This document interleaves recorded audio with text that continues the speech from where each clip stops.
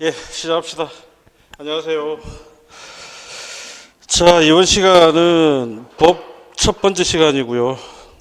5, 6월 강의는 말씀드렸다시피 기출문제 분석을 통해서 우리가 이제 핵심을 좀 정리하고 그 다음에 시험 문제 포인트를 좀 잡아내는 그런 강의라고 보시면 됩니다. 자, 오늘 우리가 해야 될 부분은 법의 기초부터 기본권 총론에 관련되는 문제들을 좀 정리를 하는데 이쪽에 문제가 좀 적습니다. 왜 적냐면 그 종합적인 문제로 출제가 된 것들은 맨 마지막 걸 기준으로 해서 제가 다 옮겨놨어요. 그러다 보니까 뒤쪽으로 문제가 좀 옮겨진 것들이 있고요. 그래서 여기에는 문제가 왜 적냐? 적은 이유는 옮겨서 그랬습니다.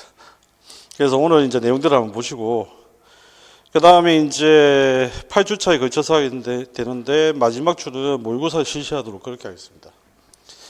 그 다른 파트하고는 좀 다르게 법 같은 경우에는 아직까지 출제 반복보다는 새로운 파트의 문제가 꼭 한 두 문제씩 출제가 됩니다. 이유는 뭐냐면 아직까지 기출이 완전하게 정리가 안 됐다 보시면 돼요. 그러니까 다른 과목들은 이제 출제가 뭐가 중요한지 어디에 출제를 해야 되는지 이게 이제 반복적으로 하다 보니까 정리가 된 부분이거든요. 그런데 법은 아직까지 정리가 안 됐어요. 그런데 대신에 이제 확실한 건 뭐냐면 한 2, 3년 전부터 해가지고 평가원에 이제 출제하는 스타일이나 방향과 원칙이 바뀐다는 게 확인이 됩니다. 예전에 이제 규칙이 없었는데 규칙이 없다 보니까 뭘 가지고 판단할 수밖에 없냐면 출제위원들이 대부분 나오면 2년 연속 아니면 3년 연속 들어갑니다.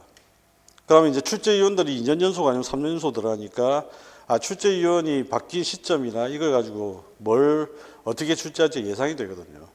그런데 지금 현재는 그게 안 돼요.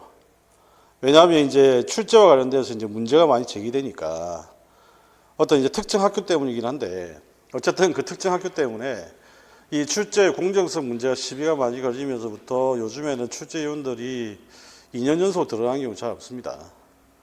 그러다 보니까 이제 출제위원을 확보하거나 뭐 이런 게 조금 애먹기도 하고요. 그러다 보니까 이제 법과 관련돼서는 출제하는 부분들이 조금은 다른 방식의 이제 규칙을 가지고 정리가 되고 있다. 그래서 그거를 이제 가지고 작년에 제가 말씀드렸던 게 법의 기초 파트하고 이번에 민법에서는 물권이나 채권을 정리해라 말씀드린 거고. 그래서 올해도 이제 큰 변화는 없는데 올해는 채권 파트를 일단 열심히 정리를 하시고요. 그 중에서 불법 행위 파트 그걸 잘 정리를 하시면 되는 부분이고 나머지는 기존에 출제되는 거와 똑같습니다. 그래서 법의 기초는 올해는 이제 좀 쉴 겁니다. 왜냐하면 법의 기초는 법의 종류밖에 안 남았다고 했는데 그게 작년 출제됐고 그러면 법의 종류 빼고 나머지는 이제 법의 기초 파트에서 물을 수 있는 게 법의 이념밖에 없는데 법의 이념은 지금 현재 라드브루의 법의 이념 가지고 출제를 할 수가 없어요. 왜냐하면 라드브루 개인의 생각이잖아. 그런데 법학자들 대부분의 지금 생각은 저도 마찬가지지만 정의와 법적 안정성은 크게 두 가지로 나눠야 된다는 게 일반적인 생각입니다. 한목적성에 대한 부분들은 지금 현재 별로 그렇게 중요하지가 않거든요. 한목적성을 정의하고 함께 이제 거론을 하는 것이. 그래서 이거는 지금 현재 라드브루의 법의 이념은 지금 현재는 출제하는 게 너무 어렵다. 그러니까 이제 결국은 법의 기초 파트에서는 시험에 낼 만한 것들이 이제 제한되니까 법의 종류로 갔는데 법의 종류에서도 이제 물어볼 만한 다 물어봤고 남아있는 거는 결국 성문법, 불문법밖에 없는데 뭐 성문법, 불문법이 뻔한 이야기잖아요. 그 조심해야 될 건 뭐냐면 불문법의 일부 내용이 실정법이라는 거예요. 그걸 주의를 하셔야 됩니다. 무슨 말인지 아시겠죠? 불문법도 실정법입니다. 그 불문법을 자꾸 이제 실정법이 아니고 자연법이라고 느낌이 확 오잖아. 뭔가 느낌이. 그 자연법은 느낌이 오는데 불문법은 실정법입니다. 그걸 주의를 좀 하시면 되고요.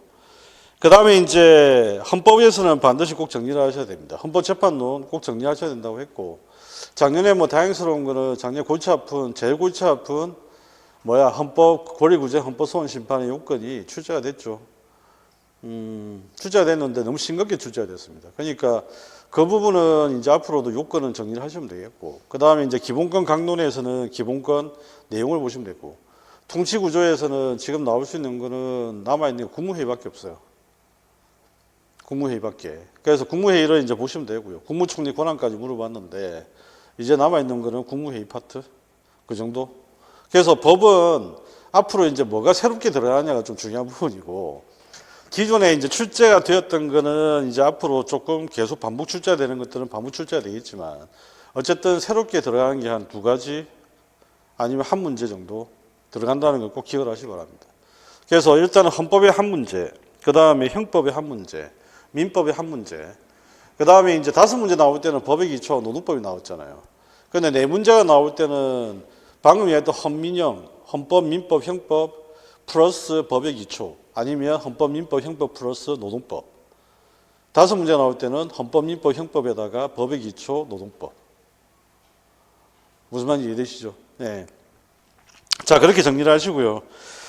작년에 이제 인권과 관련되는 문제가 나왔던 거는 뭐 교재도 강의 교재도 있었는데, 제가 이제 계속했던 이야기는 딴 거 아니었고, 국제법에서 나온다면 인권 파트밖에 없다. 1세대 인권, 2세대 인권, 3세대 인권. 계속 그 이야기를 말씀을 드렸는데, 그걸 너무 가볍게 느끼시는 분들은 좀 틀리고 왔더라고요. 그래서, 이번 같은 경우에는 이제 교재를 가지고 다시 한번 자꾸 확인을 해서 일단은 하는 걸로 그렇게 진행을 하도록 하겠습니다. 그래서 작년에는 그냥 문제를 풀고 어느 페이지에 뭐가 있다는 정도 말씀드렸는데, 올해는 교재를 직접 확인하면서 기출문제 분석을 정리하겠다, 이렇게 보시면 되겠고요. 그 다음에 이제 법학 기출 경향은 여기 나온 대로 방금 말씀드렸던 거 아주 간단합니다. 그래서 헌법, 민법, 형법에 기본적으로 한 문제, 나머지 영역에서 한 문항이 들어올 수 있다, 이렇게 정리를 좀 하시면 좋겠다. 그 다음에 이제 온라인 특강 활용은 아까 이제 다른 강의에서 여러 번 이야기했는데, 교육학 다이제스트 특강을 좀 잘 이용을 해주시면 좋겠다.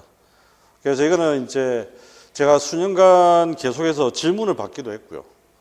그래서 교육학 관련돼서 계속 갈팡질팡하는 친구들 너무 많이 봐서, 그래서 이제 가끔씩 가다 이야기해주고, 제가 모의고사 때 한두 시간 정도 뭐가 나올 거라고 예상해주고 찍어주는 정도였는데, 거기에서 이제 조금 더 벗어나서, 그래서 교육학을 정확하게 이해할 수 있도록 좀 정리를 했고, 그 다음에 이제 제가 만든 자료는 대부분 다 보면 교과서를 가지고 만든 자료입니다.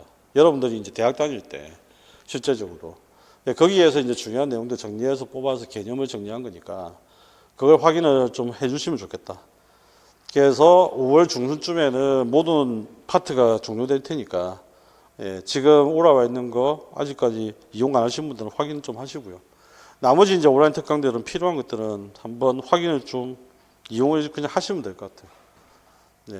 한번 보시고 본인한테 필요한 게 뭔지. 그 다음에 아까 이제 점심시간 때 잠시 말씀을 드렸는데, 학습하는 방법에 있어 가지고는 백지쓰기라고 하는 말을 제가 만든 겁니다. 그 이제 온라인에서 막 이제 SNS에 한참 유통될 때 보니까, 지금도 보니까 어떤 강의하시는 분도 백지쓰기라는 표현을 쓰시던데, 그 백지쓰기라는 말은 제가 만든 거고요. 그 다음에 그걸 이제 학생들한테 학습법으로 제시했던 것도 제가 제일 처음입니다. 그런데 문제는 뭐냐면, 백지쓰기를 한다라고 했을 때 제가 이제 계속 물어보는 게 그겁니다. 뭘 백지쓰기 할 거냐고. 무엇을? 그러니까 공부를 하실 때 오늘 내가 1페이지부터 30페이지까지 책을 보겠다라고 마음먹으면 안 돼요. 그건 목표 아닙니다. 우리가 교육학 공부할 때 모든 것의 시작은 뭐지? 목표와 목적이 분명해야 된다. 명확해야 된다. 그러니까 오늘 내가 공부를 한다. 그럼 1페이지부터 30페이지까지 보는데, 나는 1페이지부터 30페이지까지 뭐가 목표인지가 구체적으로 설정이 돼야 돼요. 그리고 그걸 시간을 정해놔야 돼요. 그렇게 해야만 집중을 할 수 있습니다. 그런데 시간도 안 정해놓고 목표도 없잖아요. 그러면 이거 암기할 때까지 한다. 하루 종일 암기하죠. 집중 안 되는 날은 10장을 보고서도 하루 종일 안 끝날 때가 있어요. 그러면 이게 학습의 효율성이나 능률성이나 효과성 측면에서 많이 떨어집니다. 그러니까 지금부터는 제발 부탁인데, 일단은 1페이지부터 30페이지부터 공부한다가 목표가 아닙니다. 그 안에서 뭘 볼 거냐라고 하는 게 목표예요. 그러니까 그걸 설정을 해놓고 시간 정해놓고 집중해서 학습하시라. 그걸 자꾸만 해서 하루 종일 시간을 보내셔야 성취감도 느끼시고요. 구체적으로 효율도 효과성도 높아집니다. 백지쓰기도 그렇게 하셔야 돼요. 나 뭐에 대해서는 백지쓰기 할 거야. 이렇게 돼야지. 오늘 백지쓰기를 뭘 하지? 뭐 이렇게 되면 효과 없어요, 그거는. 자, 그럼 오늘 진도별 모의고사를 일단 말씀을 드리는데, 일단은 말씀드렸던 이번 모의고사는 좀 어려울 것이다. 그리고 제시문도 좀 많이 길 것이다. 이유는 뭐냐? 지금 제시문을 좀 많이 익혀두자. 그리고 그 제시문을 해석하는 능력은 일단 향상시켜 놔야 됩니다. 그렇게 해야만 다른 사람들보다 빠르고 정확하게 훈련할 수 있는 거거든요. 그래서 주어진 시간 내에 집중해서 좀 문제를 푸시면 좋겠다. 자, 1번부터 한번 봅시다. 정의의 본질은 평등이라고 할 수 있다. 그러면 정의의 본질은 뭐죠? 평등. 본질. 이게 뭐지? 결정적 속성. 정의는 일반적으로 기억과 니은으로 구분할 수 있는데 기억이 바로 뭡니까? 모든 인간을 동등하게 취급하는 것. 이게 뭐죠? 평균적 정의. 그 다음에 그렇다고 한다면 나머지 능력과 공헌도에 따라 차등 대우하는 것. 이건 뭐예요? 이건 배분적 정의가 되는 거죠. 그래서 기억에는 평균적 정의, 니은에는 배분적 정의가 됩니다. 배분적 정의는 우리가 알고 있는 대로 뭐지? 같은 것은 같게, 다른 것은 다르게입니다. 평균적 정의는 뭐예요? 모든 것은 같게. 그런데 여기서 한번 생각해 보아야 되는 게 여러분들 개념상 제일 오해를 하는 게 있어요. 그게 뭐냐면 배분적 정의는 좋은 것이고 평균적 정의는 뭔지 모르지 획일적이고 나쁜 것이라 오해를 합니다. 그런데 그게 아니고 제가 이론 강의도 이야기를 했지만 평균적 정의라고 하는 것은 배분적 정의의 마지막 평가 기준이 돼요. 배분적 정의가 제대로 되었는지 안 되었는지 확인하는 방법이 뭐냐? 평균적 정의를 가지고 판단하는 겁니다. 대표적으로 본다면 이런 거죠. 우리가 남녀를 지금 현재 차별 대우한다는 거. 이게 뭐죠? 어퍼머티브 액션이라고 해서 여성 우대 조치라고 하는 게 있어요. 그럼 여성 우대 조치라고 하는 것은 뭐죠? 배분적 정의 차원입니다. 그러면 여성 우대 조치가 지금 현재 제대로 시행되고 있는지 헌법적으로 합치가 될 수 있는지를 판단하는 기준이 뭐죠? 그게 평균적 정의예요. 이해되셨나요? 그러니까 이걸 우리가 이제 이해를 하셔야 평균적 정의도 이거 쓸만한 거구나, 필요 없는 게 아니구나라고 하는 것을 알 수 있다는 이야기예요. 그 다음에 2번, 나는 A는 여러 가지 요소를 가지고 있다. 첫째, 결정이 올바른 것인가를 판단하기 전에 우선 결정 자체가 내려져야 된다. 둘째, 법의 결정에는 일정 형식이 갖춰져야 된다 한다는 법의 실정화, 법의 명확성, 실효성입니다. 세 번째는 법을 담당한 기관의 결정은 임의로 취소 변경되어서는 안 된다. 이건 뭐죠? 확정성이죠. 그럼 A라고 하는 건 도대체 뭐와 관계되는 법의 이념이냐? 맨 마지막에 보니까 법의 목적적 관점에서 A를 확보하기 위한 장치들이다라고 하는 것들을 위에서 들고 있는데 그 내용들을 봤더니 위헌 법률 심사가 보일 겁니다. 그 다음에 법률의 개정 절차가 보입니다. 그 다음에 이제 한 주 내려오시면 명령규칙 처분 심사가 나옵니다. 행정심판과 행정소송이 나옵니다. 이게 전부 다 뭐죠? 법적 안정성과 관련되는 것들이에요. 그래서 법을 함부로 바꾸면 안 되니까 뭐가 필요해? 절차가 필요하지.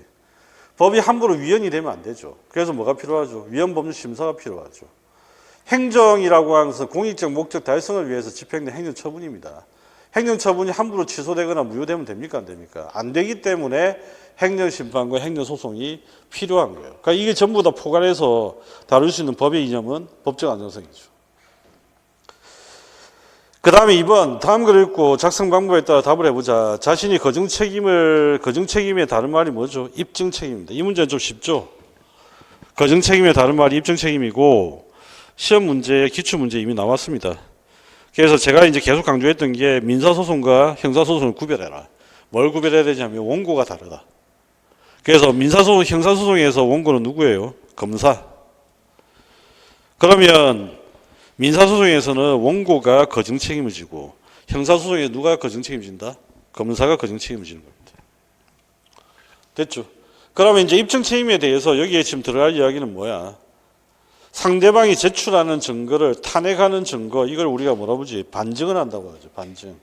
부인하는 거, 상대방의 주장을 깨트리는 거. 이걸 우리가 법적으로 반증이라고 합니다. 됐습니까? 그래서 반증이라고 하는 거, 이걸 표현을 알아두시고요. 그 다음에 이제 우리가 입증과 관련돼서 알아둬야 될 개념이 또 한 가지 있죠. 두 가지가 뭡니까? 추정과 간주입니다. 그죠? 이거는 기출. 반증은 아직까지 출제가 안 됐다.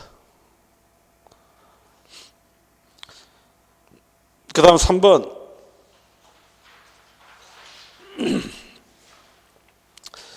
자, 일단은 이제 우리가 헌법의 기본 원리에 대해서 제일 중요한 게 국민 주권의 원리. 그래서 우리가 이제 이걸 어떻게 정리를 해야 되냐면 이론 강의할 때도 얘기했지만 국민 주권의 원리가 있다. 그 다음에 대의제의 원리라고 하는 것이 있다. 이거 두 개가 연결된다고 했죠. 그러니까 어떤 국민 주권이냐에 따라서 대표의 성격이 달라져요. 민주주의를 운영하는 방식이 달라집니다. 그러면 우리가 흔히 이야기하는 나치론 주권, 형식적 국민 주권의 시대에는 대표의 성격이 뭐죠? 마음대로. 그래서 마음대로니까 얘가 뭐지? 예, 무기속입니다. 무기속이기 때문에 사실은 기출 문제도 그렇고 여기 지문도 그렇고 이거는 위임으로 아예 제끼는 거예요. 이건 위임이 아니기 때문에 위임에서 빼버리는 겁니다. 무슨 말인지 이해되시죠? 그런데 옛날에는 이제 어떻게 했냐면 이걸 무기속 위임이라고 불러줬어요. 무슨 말인지 이해되십니까? 그래서 어떤 분들은 이거는 위임이 아니야. 이렇게 하는 사람도 있고 어떤 분들은 여기에 위임을 갖다 붙여주신 분도 있는데 기출 문제에서 출제가 된 건 위임이 아니라고 보는 입장에서 출제를 한 겁니다. 그러면 이제 위임이 아니라고 보는 입장이라고 한다면 이쪽은 사실상 위임이 없어요. 그러면 위임이 있는 것은 뭐냐? 루소가 이야기했던 실질적 국민주권만 위임이 되는 거죠. 이해되셨나요? 그래서 이게 위임이 되는 거고 이쪽에 받쳐주는 게 뭐야? 바로 기속 위임이다. 그 이야기고 기속 위임에 따른 대표의 성격이 뭐가 되지? 대리가 되는 겁니다. 대리. 예. 그래서 이 논리를 연결해서 이해를 잘 하시면 되겠고요. 자, 내용을 보면서 한번 다시 이야기합시다. 국민주권은 통치권의 정당화 원리로 보는 이론은 국가 권력의 정당성 돼 있는데 이걸 정치학에서는 이거 뭐라고 불렀죠, 우리? 민주적 정당성이라고 불렀습니다. 민주적 정당성. 민주적 정당성. 그래서 이 통치 권력의 정당성은 어디에 있느냐? 국민에게 있다. 이 말은 민주적 정당성을 이야기하는 겁니다. 국가 내의 모든 통치권이 이념적으로 국민의 의사에 귀착시킬 수 있다 이야기고요. 국민주권이 통치권의 결정을 정당화하는 원리로 기능하는 것이다. 이에 대해서 비판과 더불어 그래서 이거는 야 국민주권이라고 하는 게 그러면 하는 일도 없이 맨날 통치권을 정당화시켜주고 통치권이 뭐 잘못할 때마다 국민의 뜻으로 했다라고 변명할 수 있도록 만들어주는 근거밖에는 안 되느냐 그 말이에요. 예. 그러니까 이거는 뭔가 좀 이상하다는 이야기지. 그래서 국민주권의 개념을 헌법재판소의 판결에 따라 재정립할 필요가 있는데 이 이론의 첫 번째 문제는 국민에 대한 인식입니다. 그래서 국민에 대한 인식을 뭘로 보느냐 그 이야기인데 관념적인 크기 내지는 관념적인 집단으로 보는 게 바로 근대 국민주권론. 그러니까 이때는 이제 국민이 뭐죠? 정치적 통일체라고 하면서 추상적 허구적 존재로 봅니다. 그러니까 추상적 허구적 존재니까 뭐야? 이때 국민들은 운동을 하지 않아. 움직임이 없다는 뜻이죠. 행동이 없다는 뜻입니다. 현대 민주주의에서도 더 이상 적합하지 않다. 이 이론의 두 번째 문제는 선거를 통한 국가기관 군성을 통한 통치권을 정당화하는 기본권의 행사로만 보는 거다. 그러면 여기서 이제 이야기가 되는 것은 기억은 예외적인 국민의 주권 행사라고 하는 것이다 라고 하는 건데 이때 예외적인 선거에서 표시되는 것은 뭐죠? 국민투표죠. 예외적인 국민의 주권 행사. 우리 기출문제 출제하신 분이 이런 관점을 출제를 했었어요. 옛날에 72조와 130조 물어볼 때 우리나라의 헌법 기본 원리는 뭐니? 라고 했는데 대의제의 원리다. 그러면 국민투표는 뭐니? 했더니 직접민주주의가 필요하다. 이러면 72조 130조 이야기했거든요. 그러니까 그 관점으로 따지면 출제하신 분은 이걸로 지금 보고 있다는 겁니다. 이 옛날 논리를 가지고 출제를 했다는 겁니다. 자, 이 이론의 주권의 보유자 행사자가 다르고 국민의 대표가 국가의사의 결정을 갖는다. 그래서 이게 중요한 거죠. 국민의 대표가 국가의사의 결정을 갖는다. 이것은 프랑스 대혁명 당시 형이적 국민주권론이다. CS의 주장이죠. 자, 이제 루소의 주장이 나옵니다. 실질적 국민주권론은 국민이 국가 권력을 대표에게 위임하는 것이다. 드디어 이제 위임이라는 표현이 등장하죠. 국민이 실질적 주권을 가지고 있으면 주권의 행사는 직접적이거나 재장과 더불어서 헌법의 제정 관련되는 게 뭐지? 기억에 국민투표. 자, 마지막으로 현대 대표제의 대표들을 실질적 민주에 적합하게 국민의 이익을 위하여 그 직무를 성실하게 수행하는 국가기관 정착시켜야 된다. 그래서 국민의 이익은 국가의 의사결정에서 최우선이다. 그럼 이를 하기 위해서는 어떻게? 무기속 위임의 원칙을 변경해서 대표는 위임을 받는 대리인이며 국민에게 기속되는 것으로 한다. 기속 위임의 원칙이죠. 그러니까 이렇게 이해를 하시면 됩니다. 무기속 위임은 위임을 직접 받은 바가 있다 없다? 없다는 의미입니다. 무기속 위임의 뜻은 위임을 받은 바가 없다는 뜻이에요. 실제적으로.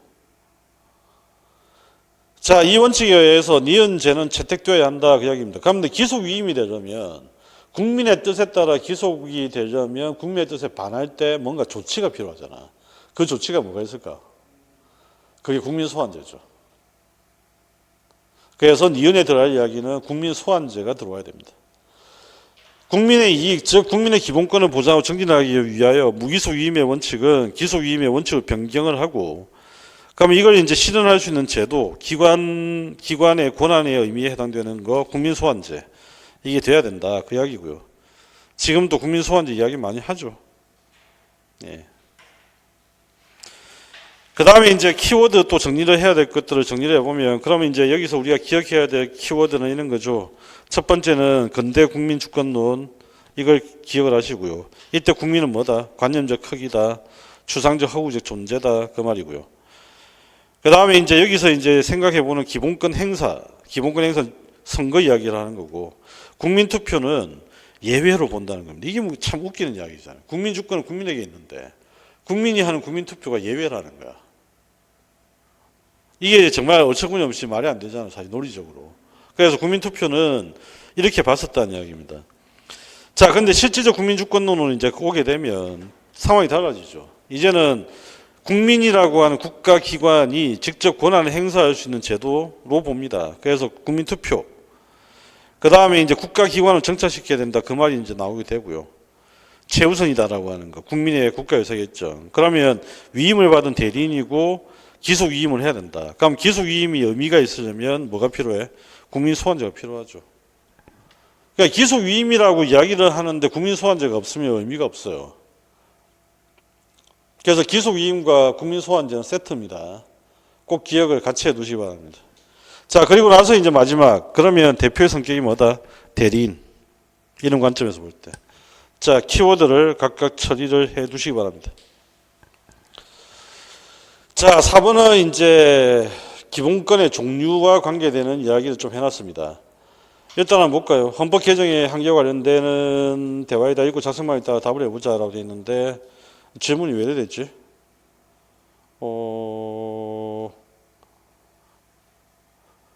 예, 이건 헌법 개정의 한계와 관련된 대화 아닌데 이거 지우시고요. 이걸 미처 안 고쳤구나. 제 질문만 바꾸고. 죄송합니다. 여기에 뭐라고 지금 고치시냐면, 다음은 헌법재판소 판례와 국가위원회의 결정에 관한 글이다.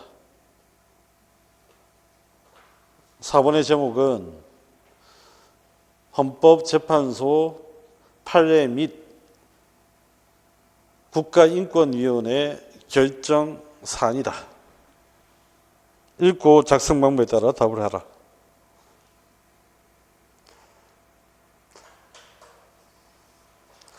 그런데 여러분들이 이걸 잘 안 읽으실 때가 있는데 이 부분 잘 읽으셔야 됩니다. 사실은 시험장에 가시면 아시겠죠? 자, 첫 번째, 국가인권위원회 신체 조건을 이유로 결혼정보회사에 가입을 거절하는 것, 기억 없이 특정한 사람에 대해 용무를 이유로 우대, 배제, 구별했다. 이게 뭐죠? 합리적 차별 여부를 이야기하는 거지. 맞지? 그러면 기억에 들어갈 이야기는 뭐야? 합리적 차별이 있냐 없냐 그 이야기를 지금 물어보는 거야. 그래서 기억부터 리얼에 들어가는 건데, 우리가 평등과 불평등을 나누는 기준 중에 제일 첫 번째 뭐죠? 합리적 이유가 있는 차별이냐, 합리적 이유가 없는 차별이냐. 그래서 기억에 들어갈 이야기는 일단 합리적 이유입니다. 그래서 평등권에서 여러분들은 합리적 이유, 이 키워드를 꼭 알아두셔야 됩니다. 그 다음에 두 번째, 헌법재판소는 교도소의 수감자에게 도주 및 자살, 자해 등을 받기 위해서 수갑 등의 개구를 사용한 사건, 니은을 침해했다고 판시했는데, 이때 니은이 뭘까? 어떤 자유일까? 신체 자유죠.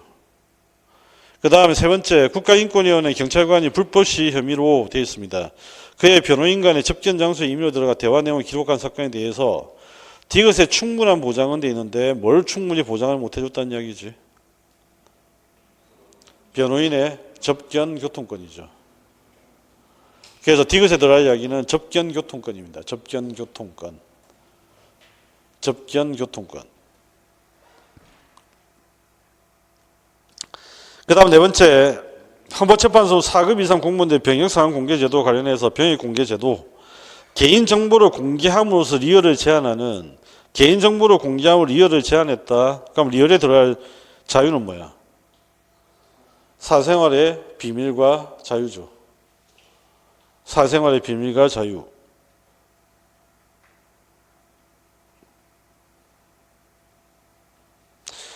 미음은 쉽죠? 미음은 뭡니까? 국내 주재의 외교기관 청사 또는 저택의 경계 지점으로부터 100m 이내 장소에서는 옥외 집회 또는 시위를 할 수 없도록 규정한 집시법에 대해서 위헌이다는 결정을 내렸다는 거잖아. 그죠? 그러면 여기 나오는 거 집회 및 시위에 관한 법률 규정에서 미음에 들어갈 이야기는 집회의 자유죠. 집회의 자유. 헌법상 기본권은 집회의 자유. 미음에는. 그래서 두 번째 질문이 뭐냐면 미음에 들어갈 것을 쓰고 밑줄친 부분에 근거가 된 과잉금지 원칙 내용이 무엇인지 쓰라고 했는데 헌법의 37조 2항에서 이야기하는 과잉금지 원칙 네 가지가 뭡니까? 첫 번째 목적의 정당성, 두 번째는 수단의 적절성, 세 번째는 피해의 최소성, 네 번째는 법익의 균형성이죠. 그러면 여기 위에 한번 가볼까요? 밑줄친 부분 위헌이다 라고 되어 있는데 제가 이제 키워드 같은 것들을 많이 가르쳐 드렸잖아요. 그죠? 거기 보시면 위험 상황이 구체적으로 존재하지 않는 경우에도 이를 함께 예외 없이가 키워드죠. 구체성 여부를 따지지 않고 예외 없이 획일적으로 일괄적으로 이런 표현들이 나오면 전부 다 뭐다? 피해 최소성과 관련된 표현이다. 그래서 관련되는 과잉금지 원칙의 내용은 피해의 최소성입니다. 됐습니까? 그래서 예외 없이 이 표현 하나만 잘 정확하게 이해를 하시고 정리를 하시면 예외 없이 금지를 한다. 문제가 없었다. 자, 그 다음에 이제 5번 한번 봅시다. 다음 걸 읽고 작성 방법에 따라 답을 해보자 라고 되어 있는데 일단은 기억이라는 전통적인 공법학의 개념은 원래 독일 공법학에 있어서 법치국가의 권리에서 유리한다. 법치국가의 원리하면 뭐가 생각나야 돼요? 법치주의 원리니까 법률의 우위. 그죠? 그 다음에 두 번째는 뭐야? 법률에 의한 행정. 세 번째는 뭐지? 법률에 의한 재판. 다시 법치국가 원리라는 표현이 등장하면 여러분 머릿속에는 자동적으로 돌아가야 돼. 첫 번째는 뭐다? 법의 우위. 그 다음에 두 번째는 법률에 의한 행정. 세 번째는 법률에 의한 재판. 그러면 법치국가 원리에 유리한다고 했으니까 기억은 그 셋 중에 하나겠지. 맞아요. 그러면 행정법학에서 기억은 법률과 행정자유의 관계를 주안으로 한 개념인데 대해서 헌법학에서 기억은 헌법상의 권리 보장과 법률의 관계에 주안을 두는 개념이라고 할 수 있다. 그런데 대에 딱 보니까 근거 나오잖아. 행정활동 가운데 법률의 근거 규정이 없으면 할 수 없는 분야가 존재한다. 이 말은 뭘 이야기하는 거야? 법률 유보를 뜻하는 거죠. 기억이 법률 유보라는 의미를 가지고 있잖아. 그래서 이 개념을 전제로 가령 국민의 자유와 권리를 일방적으로 제한하거나 박탈하는 행정활동이나 권력적 행정활동 등에 관해서는 법률의 근거 규정이 있어야 한다. 이게 뭐지? 법률 유보에 의한 행정. 법률 유보지, 법률 유보. 법률 유보 행정이라고 부르잖아요, 우리가 이걸. 헌법학에서 법률 유보는 권리 보장의 내용이 헌법 자체에 의해서가 아니라 헌법의 규정에 의해 정해지는 권리 보장의 방식을 이야기한다. 그래서 법률 유보를 둘러싼 이들 양 개념, 이 말은 무슨 말이야? 법률 유보는 행정법에서도 중요한 의미고 헌법에서도 중요한 의미다. 그런데 이들 양 개념은 행정법에서는 쓰는 의미와 헌법에서 쓰는 의미가 차이가 있다 그 이야기입니다. 차이가 있다. 그런데 여기에서 차이가 있음에도 불구하고 공통적인 기반을 가지고 있다고 했거든. 그죠? 그럼 그 공통적인 기반은 뭘까 그 이야기입니다. 그 다음에 일단은 이제 그런데 기억의 의미는 헌법 질서와 관련된 시대 헌법 구조와 국가관에 따라 매우 다르게 전개되어 왔다. 전통적인 관점에서의 법률 유보는 법률에 의한 수권 내지 근거의 문제 많이 중요시될 뿐이고 규율 형식은 문제 삼지 않았다. 이게 바로 뭡니까? 형식적 법치주의죠. 형식적 법치주의. 그래서 법률에 있어. 그러면 행정 이렇게 해도 돼. 그렇죠. 주민들 폭력을 행사해서 쫓아내라고 하는 법률 규정이 있어. 그러면 폭력을 행사해서 쫓아내도 돼. 이렇게 판단하는 거, 이게 바로 형식적 법치주의학이죠. 그러나 현대국가에서 행정의 복잡 다양성 전문성대 요청과 의회 자신에 의한 규율의 한계성을 인하여 행정권 독자의 법 정립 권한이 정대되기 때문에 따라서 기억의 원칙은 새로운 전환점을 맞이하고 있다. 뭐가 중요하냐면 행정 기능의 변화와 국민의 기본권 보장을 위한 법률 유보 영역의 확대의 필요성, 법률의 과잉화 현상과 행정작용의 경직성의 보완 조화를 위해서 법률 유보의 범위와 강도를 둘러싸고 많은 논의가 진행되고 있다.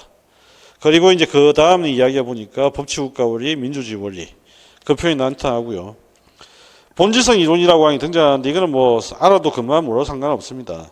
무슨 말이냐면 그 앞에 나와 있죠. 본질성 원리는 본질적인 사항의 결정은 의회가 스스로 행하여야 하며 행정권에 맡겨서는 안 된다는 이야기입니다. 그럼 이 말은 무슨 말이냐? 의회 유보 내지는 입법 유보가 되어야 된다 그 이야기예요. 무슨 말인지 아시겠죠? 의회 유보, 입법 유보.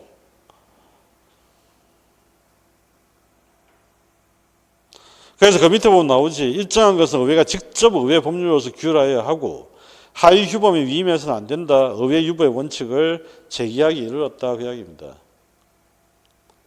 됐습니까?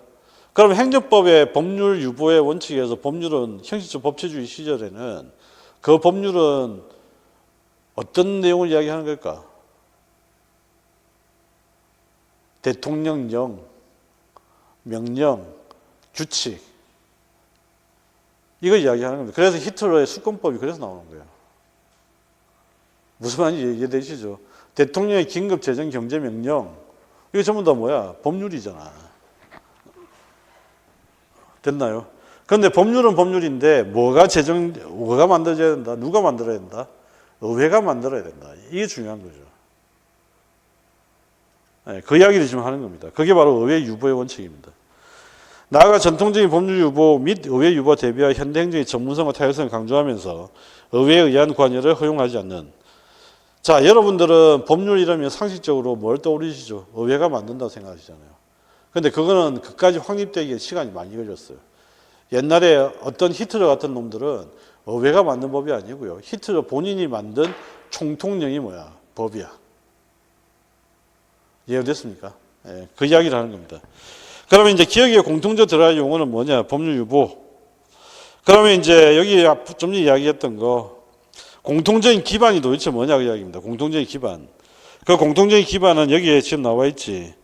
국민의 자유와 권리의 보호라는 법치주의적 요청과 의회에 의한 민주적 통제의 확보라는 시점 이걸 이제 공통적 기반입니다. 뒤에 나온 내용들이 전부 다 뭐지? 의회 유보 이야기였잖아요. 그 다음에 항상 기본적인 전제 요건은 뭐지? 법치주의입니다. 국민의 자유와 권리의 보호라는 법치주의. 그래서 이 두 가지를 근거로 한다. 이게 바로 현대 법률 유보적 의미다. 그래서 현대 법률 유보적 의미를 이야기한 거다. 이래 보시면 되겠습니다. 핵심 키워드는 뭐다? 국민의 자유와 권리의 보호라는 법치주의 요청, 그 다음에 의회에 의한 민주적 통제 확보.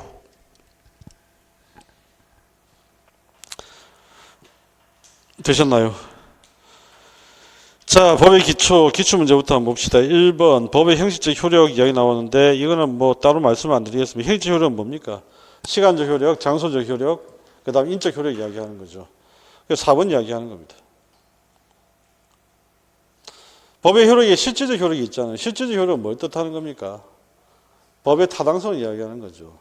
그래서 우리가 법에 대해서 복종하는 이유가 뭐냐?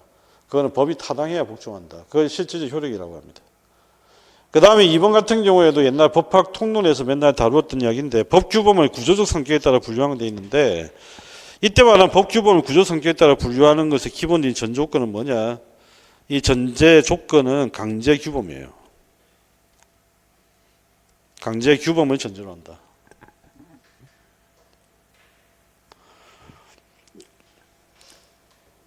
이해되셨죠? 그럼 강제 규범을 전제로 한다는 말인데 강제 규범, 강제력은 누구만이 가지고 있지? 국가. 국가가 그러면 법을 가지고 뭘 하지? 통제를 합니다. 그러니까 첫 번째는 뭐가 필요합니까? 행위를 규율해야 되겠죠. 그 다음 행위를 규율할 때 국가라는 조직이 필요하죠. 그 다음에 어떻게 처벌을 하죠?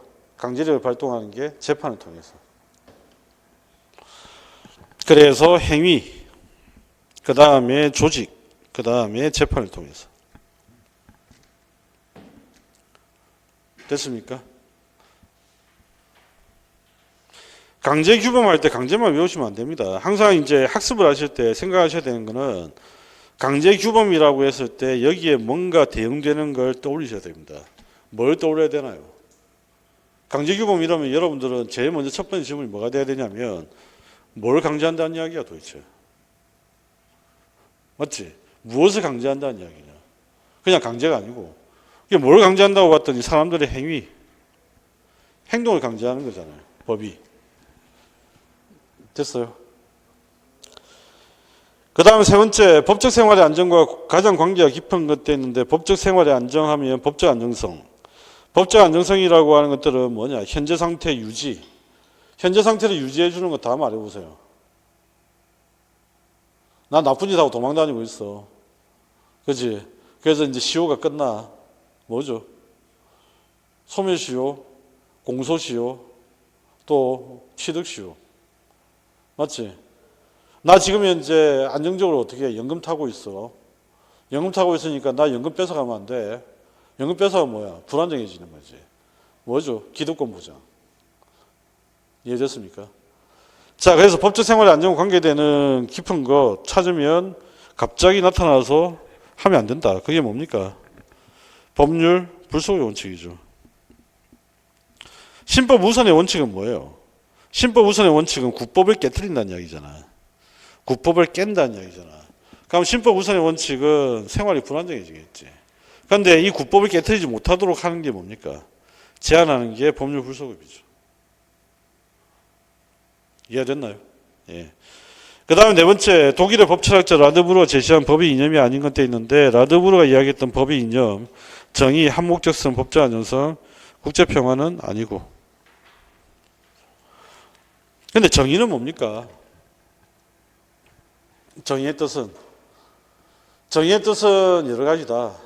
그런데 과거에 사람들이 이야기했던 것은 자기의 몫은 자기에게. 그래서 정의의 본질은 뭐라고 했지? 평등. 그러면 자기의 몫은 자기에게 준다는 말은 그 말 속에는 뭐가 포함되어 있죠? 공정. 공정이 포함되어 있잖아. 그래서 정의의 본질은 평등인데 그 평등이 실현되려면 뭐가 수반돼야 되냐면 공정함이라고 하는 것이 수반되어 있어야 됩니다. 한목적성은 뭐예요?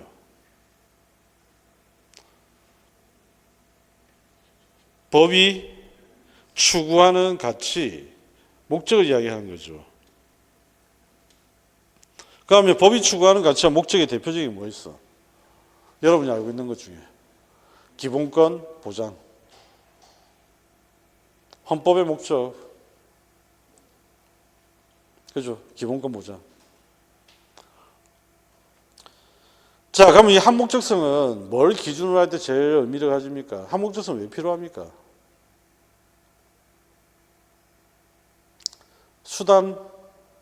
수단에 대한 평가를 위해서.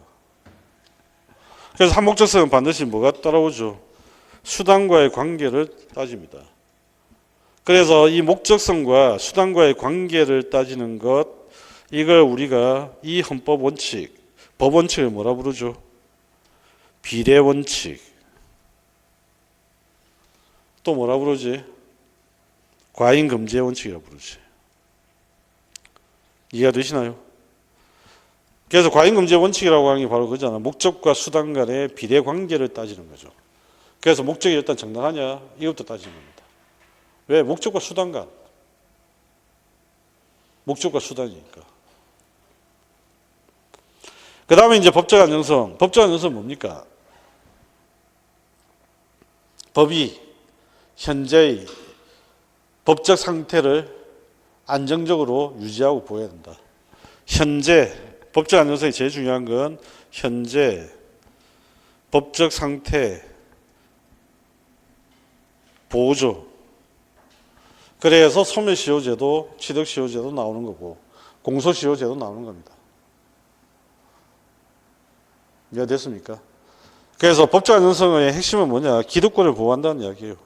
과거에 내가 획득한 기득권 보호한다. 됐죠?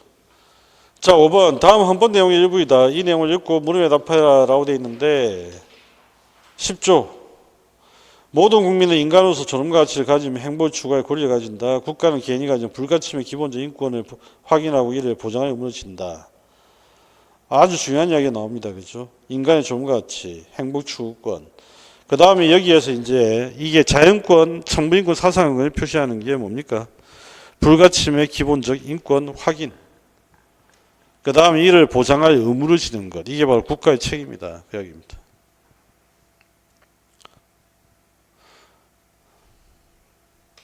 되셨나요? 국가의 목적은 바로 공동선입니다. 한마디로 이야기하면 공동선이 뭐죠? 국민이라고 하면 누구나 국가에서 행복하게 살 수 있어야 된다라고 하는 거예요. 네, 국가의 목적은 공동선입니다. 이거 누구부터 이야기한 거죠? 아주 오랜 세월 전 아리스토텔레스부터 이야기한 겁니다. 로마에서도 이야기를 했었고요. 그 다음에 근대로 오게 되면 누가 이야기하냐면 존 노크도 이런 이야기를 했었고요. 루소도 이야기를 했었고요.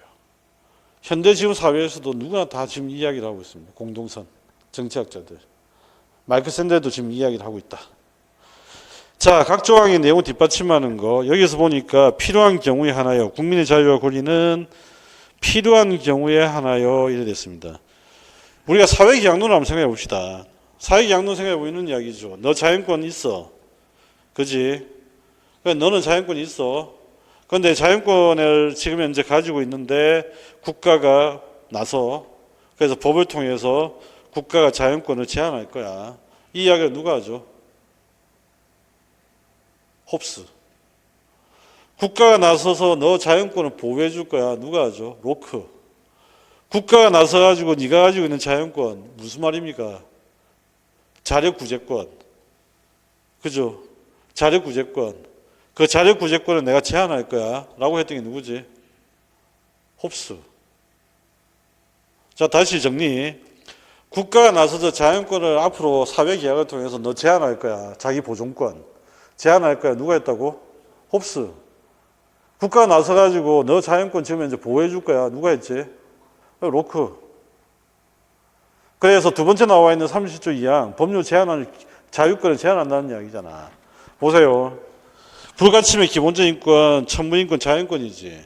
자연권이 국민의 자유와 권리지. 그런데 이걸 법률 제한할 수 있다고 했지. 누구의 논리입니까? 홉스의 논리잖아.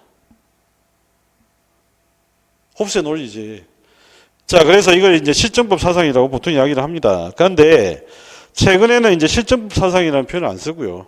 오칸부터 시작해서 법학자들 사이에 자연법 사상과 법실정주의 이런 식으로 두 개로 나눕니다. 그래서 앞으로 여러분들은 실정법주의란 말보다 그건 잊어버리시고요. 법실정주의란 말로 대체하시기 바랍니다. 실정법주의가 아니라 법실정주의로 대표 바꾸셔야 되겠고, 그 다음에 이 실정법을 내세워서 사회계약을 설명했던 게 바로 누구냐? 바로 홉스부터 시작된다.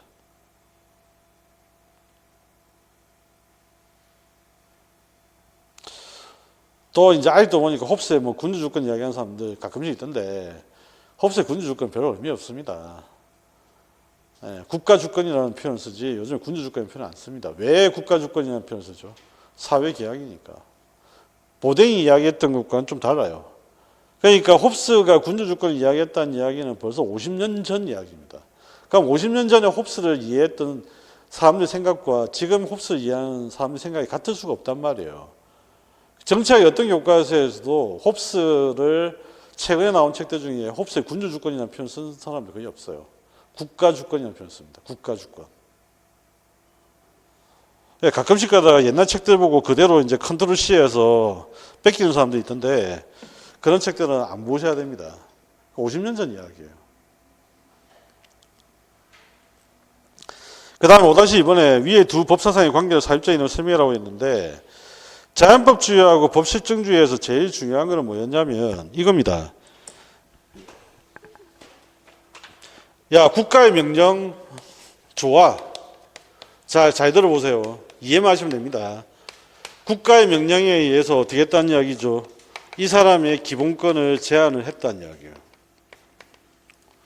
그죠? 이 사람이 국가한테 묻습니다. 뭐라고 묻냐면 국가의 명령이 왜 정당해요? 국가의 명령이 왜 정당한 거예요? 라고 물어보는 거예요. 물어보는데 국가가 마땅히 대답할 일이 없죠. 대답할 게 없으니까 국가가 뭐라고 이야기하냐면 야, 그건 왕의 명령이야. 관습적이야. 그렇게 이야기를 합니다. 그러니까 얘가 뭐라고 이야기를 하냐면 국가의 명령은 잘못되었습니다. 라고 반론을 제기하는 거예요. 그런 게 바로 뭐죠? 자연법이지. 이게 바로 누구냐면 대표적인 사례가 바로 유명한 사례가 안티고네 삼촌. 요 친구가 바로 안티고네. 바로 그 이야기입니다. 그래서 국가의 명령이 타당한지 타당하지 않는지를 결정하는 기준, 이게 바로 뭐다? 자연법이다. 이렇게 이해를 해왔던 거예요. 왜 그러냐면 토마스 아퀴나스가 이야기를 했거든요. 위계를 정해줍니다. 법의 위계. 자, 여러분들이 생각해 볼 때 법의 위계에서 제일 큰 법은 뭘 것 같아요? 토마스 아퀴나스 법의 위계 자세히 뭐라고 상관없습니다. 여러분 생각해 볼 때 서양 놈들이 생각했을 때 제일 큰 위계는 뭐지? 하나님 법, 신법이겠지. 그렇지 않겠어? 하나님 법이 제일 먼저지. 그 다음에 신법 다음에는 뭐겠어? 중간에 이런 거 다 생각해. 그게 뭐냐면 보편적인 법, 뭐지? 자연법. 그 다음에 그 밑에 뭐가 나오죠? 국가법. 이게 자연법 사상가들이 생각했던 위계야. 그럼 이 법의 위계를 전제로 했을 때 국가법은 실정법이잖아. 그럼 자연법은 뭐지? 국가법의 정당성에 근거가 되는 거잖아. 그래서 자연법은 실정법의 정당성에 근거가 된다. 이렇게 이야기한 거예요. 이 자연법 사상이에요. 그래서 여러분들은 이 답을 쓰실 때 어떻게 쓰셔야 되냐면 일단 전제를 쓰셔야 됩니다. 자연법 사상에 따르면. 여기에 질문은 어떻게 했지? 그냥 위에 두 법사상의 관계 쓰라고 돼 있잖아. 이거 몰라서 그런 거죠. 그러니까 원래 전제는 어떻게 깔아야 되는 거죠? 자연법주의에 따르면. 됐어요? 이게 먼저 시작돼야 됩니다. 자연법주의에 따르게 되면 자연법은 실정법의 근거가 된다. 그리고 실정법은 자연법을 실현하기 위한 수단이 된다. 됐습니까? 자연법주의에 따르면 자연법은 실정법의 근거가 되고 실정법은 자연법을 실현하는 도구이다. 이렇게 정리를 하시면 됩니다. 그러니까 아무런 전제 조건이 없이 자연법이 우월하다, 그 다음에 법실정주의가 우월하다, 이게 아니라고요. 이해되셨나요? 자연법주의에 따라서 위계가 만들어졌다는 이야기입니다. 자, 이 부분을 다음 개정할 때 더 쉽게 좀 이야기를 하고 싶은데, 어쨌든 여기 보시면 이제 지난번에 시험 문제, 기출문제 때문에 실어놓은 건데, 17페이지 한번 봅시다. 교재.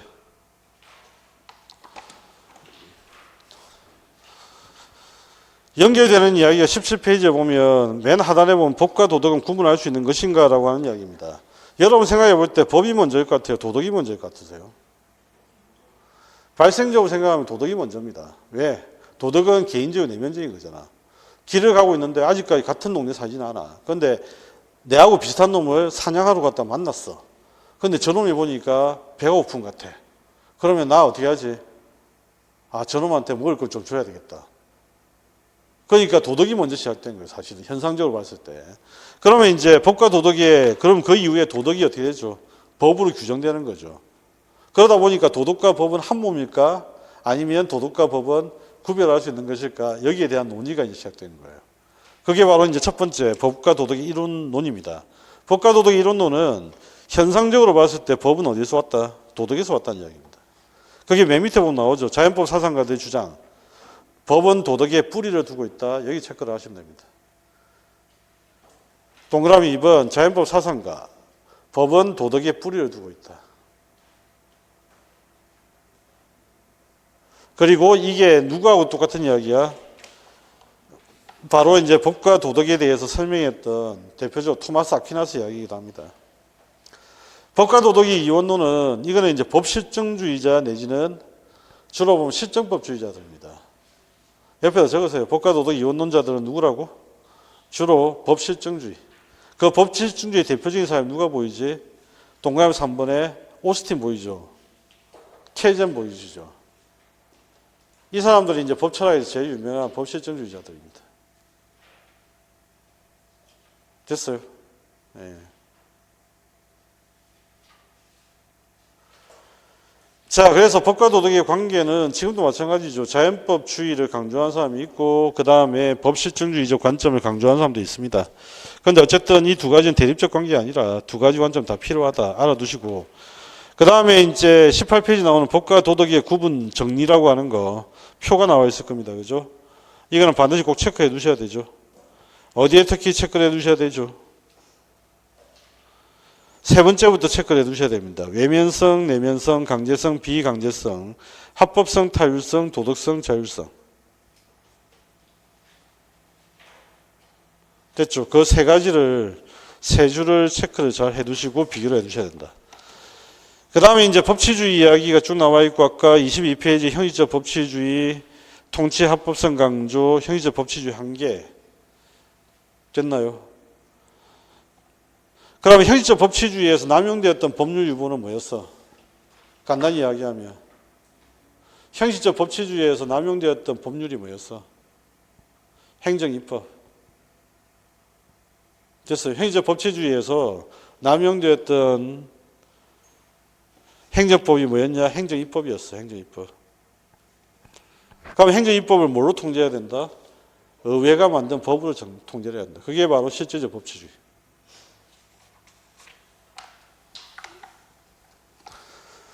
자, 그 다음에 이제 법의 이념, 정의. 정의에서 가장 중요한 키워드는 뭐라고 했죠?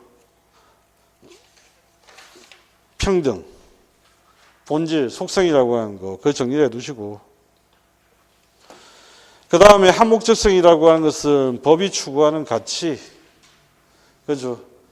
그러면 이제 법이 추구하는 가치가 이렇다. 그러면 이 추구하는 가치를 위해서 무엇을 수단으로 삼았을까? 그래서 한목적성과 수단의 관계. 그걸 이해를 해두라고 했습니다. 이걸 뭐 직접적으로 물어볼 수 있는 건 없다. 그 다음에 시험 문제에서 라드부르가 사실 제일 관심을 두고 있는 건 법적 안정성입니다. 근데 라드부르가 법적 안정성을 중시했지만 최고의 가치는 정의라고 이야기를 합니다. 그럼 우리나라 사람들은 왜 법적 안정성이라고 배웠을까? 권위주의 시대 때문이에요. 친일파를 정당화해야 되고 5.16 군사 쿠데타 한 사람들을 정당화해야 되고 12.12 주역들을 정당화하려면 법적 안정성을 인정해야 돼요. 그래서 옛날 우리 검사들이 뭐라 했냐면 12.12 주역 기소하라고 했더니 성공한 쿠데타는 기소할 수가 없다. 라는 황당한 이야기를 합니다. 이게 어디서 나온 거죠? 법적 안정성에서 나오는 거예요. 네. 그래서 법적 안정성이 우리 사회에서 너무 많이 남용됐었다. 이걸 좀 이해를 하시고요. 그래서 법적 안정성이 별로 좋은 게 아니다. 그 다음에 이제 넘어가시면 아까 말씀드렸던 거 교재에서는 아까 말씀드렸던 거 바꿔놨습니다. 33페이지에 법 개정판 내면서 자연법과 실정법이라 되어 있고 밑에는 사상을 자연법 사상과 법 실정주의 사상으로 바꿔놨습니다. 보이시죠? 예. 네. 그래서 자연법 사상이 이론되어 있고 제가 말씀드리기를 이 법 실정주의 사상이 옛날에 실정법주의다. 이렇게 이해를 하시면 돼요. 그리고 자연법 사상이 한계, 전개에 쭉 되어 있는데 시험에 나왔던 게 바로 그거 있잖아. 두 번째 줄. 고전적 자연법 사상의 두 번째 줄. 아리스토텔레스를 거쳐 중대의 토마스 아퀴나스 나오죠. 됐죠? 토마스 아퀴나스. 이름 쓰라. 아퀴나스의 이름을 쓰라. 문제 나왔었잖아. 자, 그 다음에 이제 근대 자연법 사상이 나왔고, 법실증주의 사상이 그 다음 페이지에 보시면 나왔고요. 한스 켈젠, 그 다음에 아까 했던 오스틴보다 더 선배가 뭐냐면 오컴이라는 사람이 있습니다. 오컴이라는 사람이 있는데 그 사람이 이제 거의 법실정주의의 가장 핵심으로 보고요. 그 다음에 이제 자연법과 실정법의 관계가 아까 말씀드렸던 그 이야기. 그런데 이 자연법과 실정법의 관계에서 3번, 35페이지에 3번, 자연법과 실정법의 관계 옆에다가 제가 옆에다 적어 보시면 2번에 뭐라고 되어 있습니까? 자연법과 실정법의 관련성에서 자연법 사상 근거라고 되어 있죠. 이걸 전제로 했을 때 이 주장이 가능한 거예요. 그런데 이런 전제가 없이 자연법이 실정법보다 우위에 선다. 이게 말이 안 됩니다. 논리적으로 말이 안 된다고. 왜 우위에 서는지 이야기를 해줘야 되잖아. 왜 우위에 서지? 네. 자, 그 다음에 이제 현실 실정법 중심의 법 체계고요. 그 다음에 이제 법의 존재 형식 또는 법의 성질, 법의 종류와 유형이 나옵니다. 그래서 성문법 유형들이 쭉 나오는데 헌법, 법률 이렇게 해서 법의 위계가 등장합니다. 그렇죠? 법의 위계. 그래서 성문법과 불문법이 있다라고 하는 거 확인을 하시면 되겠고, 불문법도 실정법이다. 이거 다시 한번 잊지 마시고. 자, 여기까지 본 다음에 그 다음에 이제 내용들을 한번 처리해 봅시다. 6번.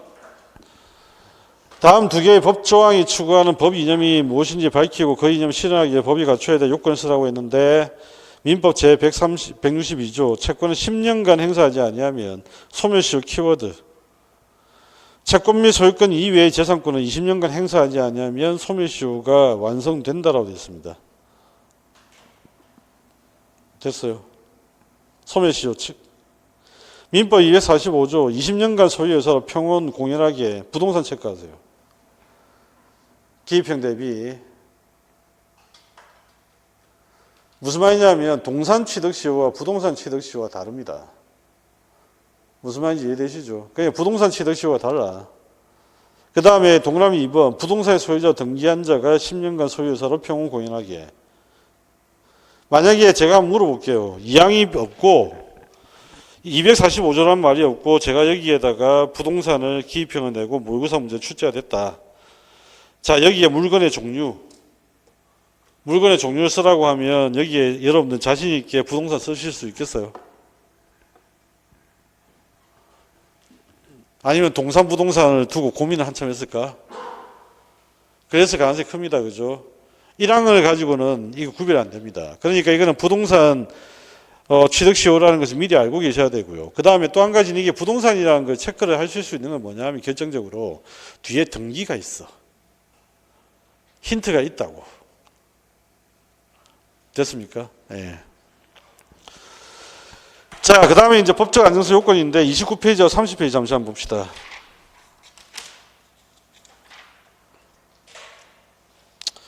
지금은 정년 퇴임하신 분이고, 정년 퇴임하시기 전에 이제 책을 써가지고, 법과사회라는 책을 가지고 출제 기준으로 삼았던 적이 있었는데, 그때 이제 법적 안정성 요건이 이제 설명이 되어 있습니다.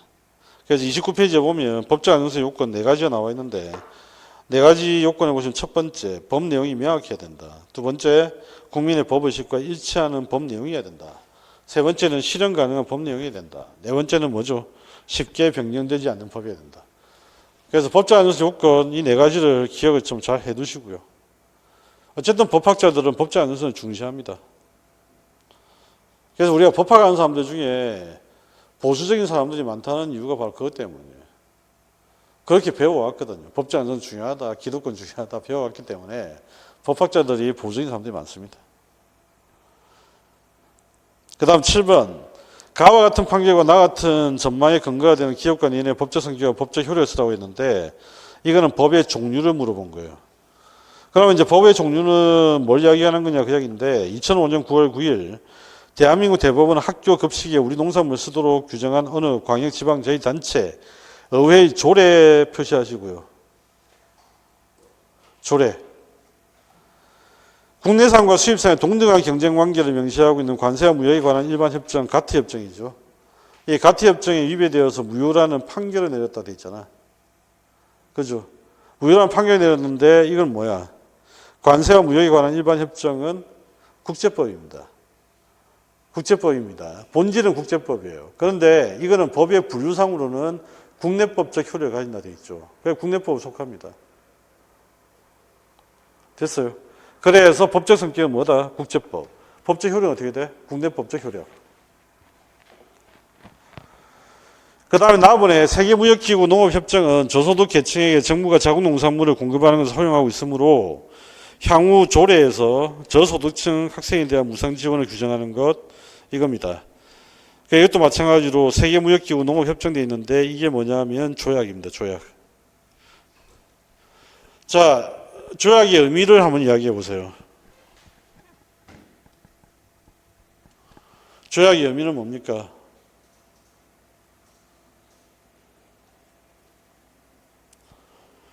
대부분 많은 분들이 오해를 좀 개념적으로 오해를 하는 것 중에 조약 이러면 1대1로 오해하시는 분들 계세요. 1대1 아닙니다. 조약이라고 하는 것은 1대1이 아니고요. 다대 다도 다수가 한꺼번에 협정을 맺는 거 이것도 조약입니다. 대표적으로 이 다수가 한꺼번에 조약을 맺는 게 바로 뭐지? WTO.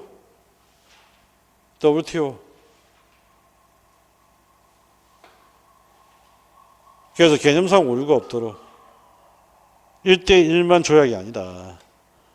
우리가 유엔에 가입하는 것도 뭐지? 조약에 동의를 해서 가입한 거예요. 됐죠? 그 다음에 이제 법의 위기의 문제입니다. 법의 위기의 문제는 제일 상위법이 뭡니까? 이것도 시험 문제에서 거의 노동법 파트에서 여러 번 나왔는데 37페이지 한번 보세요.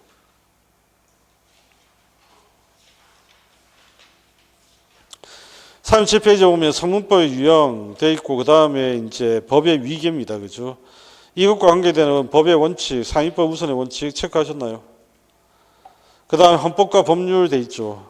의회가 제정한 법률과 준법률이 있다. 법률에는 준법률에 해당되는 것도 한번 쭉 보세요. 동그라미 2번부터 보이지? 조약, 일반적 승인된 국제법규, 명령 및 시행규칙, 그 다음에 법률에 보면 자치법규와 조례와 규칙이 나옵니다. 됐습니까? 그런데 이건 전부 다 하위죠, 하위. 하위입니다. 그래서 이렇게 되죠. 헌법과 법률, 그 다음에 법률 안에는 준법률이 있고 조약도 어디에 속한다? 법률에 속합니다. 그 다음 명령규칙이 있습니다. 명령규칙. 명령규칙 밑에 있는 게 뭐예요? 자치법규입니다. 자치법규에 속한 게 뭐지? 조례와 규칙입니다. 다시 헌법, 법률 안에는 조약 이런 게 있고요. 그 다음에 그 조약 다음에 나오는 것들, 법률과 조약 다음에 나오는 것이 뭐지? 행정입법. 행정입법이 뭐지? 명령과 규칙. 그 다음에 자치규칙. 그 자치규칙이 뭐다? 조례와 규칙. 막 규칙이란 말 계속 나오지. 이거 자꾸 헷갈려 하시니까 이걸 정확하게 해줘야 되는데 중고등학교 교과서에도 이거 규칙이 계속 나오니까 애들이 이 규칙이 도대체 무슨 규칙인지 계속 헷갈릴 수밖에 없는 거예요. 자, 38페이지 관련되는 법원칙입니다. 상위법 우선의 원칙, 법 적용의 원칙입니다. 포괄위임 입법금지의 원칙이죠. 포괄위임 입법금지의 원칙 체크하시고요. 여기서 문제를 만들면 이렇게 물어볼 수 있어요. 포괄위임 입법금지의 원칙은 통치권 중에 어떤 권력이 어떤 권력을 견제한다는 이야기입니까? 그렇죠. 입법권이 행정권을 견제한다는 의미예요.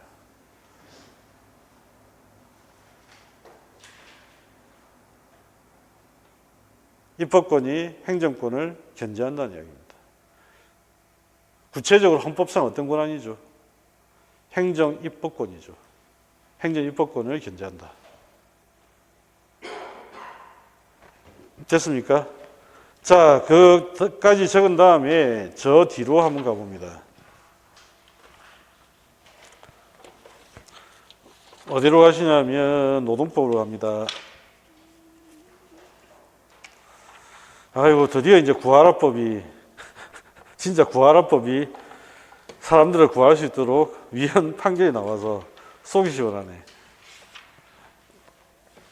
유류분 제도가 위헌인 건 아니고요. 유류분 제도는 필요하다는 게 헌법재판의 입장입니다. 그런데 유류분을 받을 자격이 없는 놈들이 받는 건 안 된다는 거예요.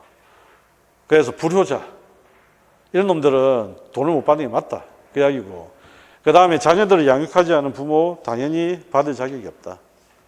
됐습니까? 자, 그러면 이제 거기 보시면 533페이지 533페이지에 보면 거기 노동법의 법원 나올 겁니다. 노동법의 법원의 유형이 순서대로 되어 있습니다. 동그라미 1번 헌법, 국회가 제정한 법률 및 준법률, 그 다음 밑에 나오는 법령, 법령이 바로 뭡니까? 명령과 규칙. 명령과 규칙 다음에 효力있는 게 바로 뭐지? 단체협약. 그 다음 뭐지? 취업규칙. 됐어요. 이걸 이제 정리를 하게 되면 534페이지. 체크 엄청나게 하셔야 되겠죠. 동그라미 2번 상위법 우선의 원칙 체크하시고요. 이거는 무조건 기억을 하셔야 돼. 헌법, 법률, 시행령, 단체협약, 취업규칙, 근로계약, 임의규정.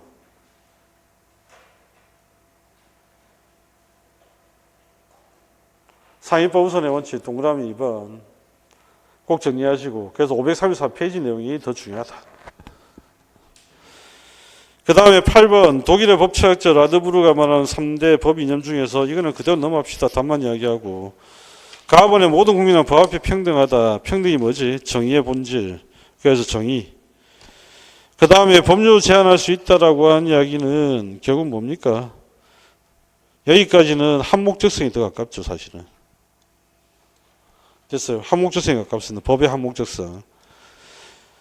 그 다음에 뒤에 필요한 경우에 하나여 뭐지? 본질적인 내용을 제한하더라도 본질적인 내용을 침해할 수 없다. 이건 뭐야? 법적 안정성.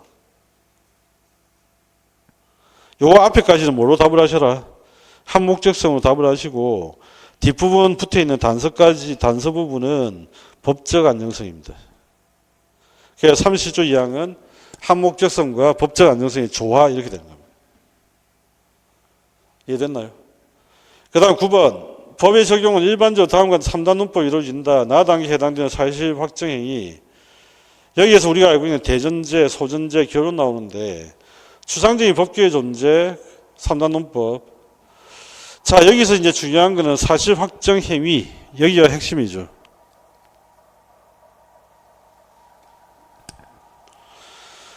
자, 사실 확정 행위는 세 가지가 있죠. 첫 번째 뭡니까? 증거 제출. 이걸 우리가 뭐라 부르지? 입증. 그 다음에 증거 제출 용이하지 않을 때는 어떻게? 추정과 간주. 추정은 뭐지? 개연성이 있는 경우. 간주는 뭐지? 개연성이 없는 경우. 승용차 추락사고로 타고 있던 일가족 4명 중 2명이 현장에 사망했다. 담당 공무원은 그 2명을 같은 시각에 사망을 처리하였다. 이거는 사망이라는 사건이 전제되어 있고, 그래서 개연성이 충분히 보이는 대목이죠.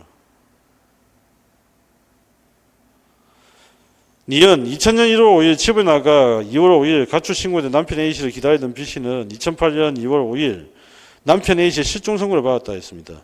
문제는 뭐냐면 가출 신고된 남편 A씨를 기다리던 부인 B씨입니다. 그죠?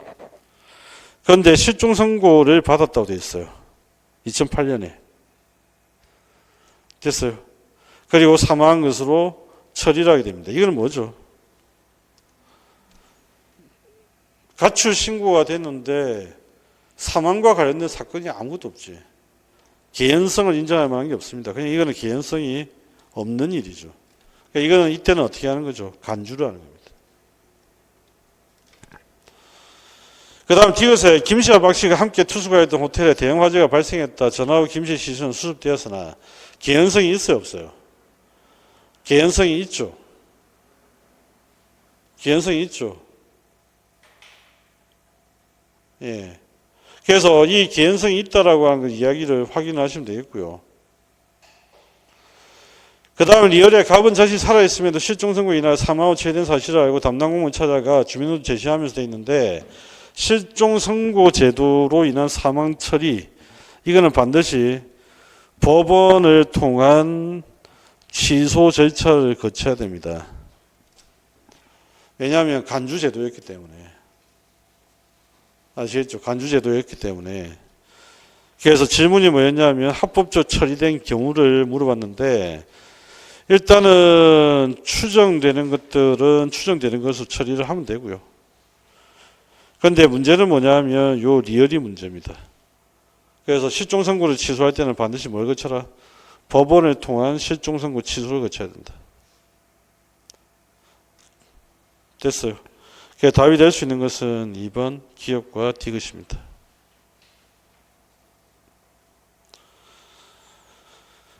자, 니은은 됩니까 안 됩니까? 틀렸습니다. 왜? 담당 공무원은 실종 선고 서류가 접수된 날에 A씨가 사망한 걸 처리를 했다라고 되어 있는데, 여기서 지금 현재 뭐가 잘못됐냐면 접수된 날이 틀렸어요. 이거 주의하라고 했지. 실종 선고로 인한 사망 시기는 언제라고? 실종 선고 기간 만료 시점. 아시겠죠? 실종 기간 만료 시점에 사망한 것으로 간주한다. 실종 기간 만료 시에 사망한 것으로 간주된다. 그래서 이건 절차가 잘못된 겁니다. 절차가 잘못된 것이고, 기억은 뭐 절차가 문제가 없고 동시 사망 그 이야기고요. 그 다음에 디귿도 절차상의 문제는 없고, 리얼은 절차상의 문제가 있고. 그러니까 추정과 간주를 절차상에 처리하는 방식이 틀려요. 추정은 비교적으로 기회가 있기 때문에 간소한 반면에 간주제도 같은 경우는 반드시 엄격한 요건을 거쳐야 됩니다. 됐습니까? 자, 10번에서는 뭘 물어봤냐면 법의 적용에 의해서 사실이나 고리를 인정하는 방법 중 밑줄친 기억에 의한 사례 찾으라고 되어 있거든. 기억에 의한 사례를 한번 봅시다. 일단 제시문의 키워드부터 체크를 하면 재판에서 사실의 인정은 증거 체크하시고요. 그 다음 왜냐하면 법원의 사실 인정이 자의에 의한 확신이 아니라 객관적인 합리적인 증거에 의한 확신이어야, 이걸 우리가 증거재판주의를 도입한 이유가 재판의 공정성과 신뢰성 유지 때문입니다. 체크하시고, 경우에 따라서 입증이 매우 곤란한 경우도 있다. 법원 증명 곤란을 완화하기 위해서 두 가지 예외적 방법을 두고 있다. 일정한 법적 사실에 대한 증명이 확실하지 않은 경우 우선 있는 일반적인 전제 사실을 토대로 법률 효과를 발생시키되, 보세요. 우선 있는 일반적인 전제 사실을 토대로 합니다. 그죠? 그러니까 개연성을 이야기하는 겁니다. 그런데 간주, 개연성이 없다는 말은 우선 있는 일반적인 전제 사실이 없어요.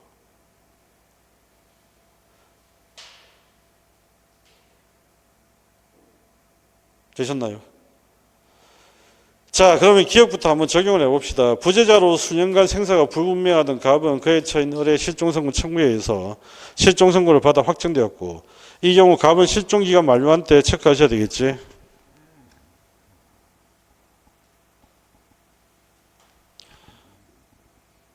됐습니까? 자, 이거는 뭐지? 간주입니다. 왜 그런 거죠? 사망과 관련되는 일반적인 전제 사실이 있어요, 없어요?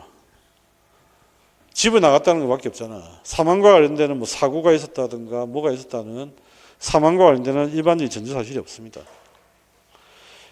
그 다음에 니은 한번 봅시다. 니은에서 법적으로 쟁점이 문제가 되는 건 뭐냐면 친자식, 친생자라는 요 개념입니다. 그죠? 그러면 친생자로서 우리가 간주할 것인지 추정할 것인지는 친생자와 관계되는 일반적인 전제사실이 있어야 돼요. 그럼 친생자와 관계되는 일반적인 전제사실이 뭐야? 그렇지. 남녀가 결혼해서 함께 산다는 거죠. 그게 바로 뭐죠? 여기 혼인을 하여 아이를 출산을 했다. 혼인 중에. 그럼 일반적인 전제사실이 있는 거잖아. 그러니까 이거는 뭐가 되지? 추정. 디귿 한번 봅시다. 갑은 자신의 양수기를 을에게 매도하였지만 자신이 계속하여 사용하고 임차료를 을에게 지불한다는 계약을 하였다. 이 경우 갑은 을에게 양수기를 실제로 넘겨주지 않았지만 을은 그 양수기를 넘겨받은 것으로 법을 인정한다 라고 되어 있는데, 여기에 쟁점은 뭐냐면 양수기를 넘겨받은 거 인도입니다. 그죠? 그럼 인도를 받았다라고 하는 일반적인 전제사실이 있습니까? 없어요. 왜? 실제로 넘겨주지 않았잖아. 그지? 그래서 이것도 뭐지? 인도로 간주하는 거예요. 인도와 관련되는 일반적인 전제 사실이 없으니까 간주를 해야 되는 거지. 그죠? 이걸 우리가 뭐라 부르죠? 점유 개정이라고 부르죠. 이게 점유 개정 사례입니다. 맞벌이 부부인 갑과 을이 이혼을 하면 재산 분할을 하던 중 고가의 분재들이 많아 그것을 두고 서로 자신의 기여도가 높아 자신의 소유 재산을 다투게 되었다.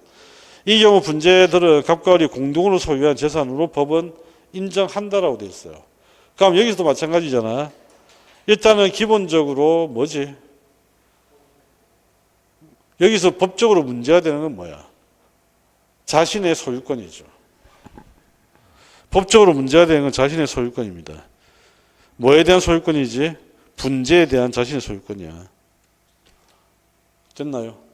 그러면 분재와 관련되는 자신의 소유권, 이 소유권에 대해서 우리가 지금 현재 이걸 이야기를 할 수 있는 일반적인 전제 사실이 있는지 없는지의 거야. 일반적인 전제 사실은 뭐죠? 부부가 함께 살고 있고 관리를 하고 있다는 거지. 누군지 잘 모르겠지만. 그래서 자기 거라고 주장을 하는데 이거는 공동으로 소유하는 것으로 본다. 그럼 공동으로 소유할 수 있는 일반적인 전제 사실은 충분하다.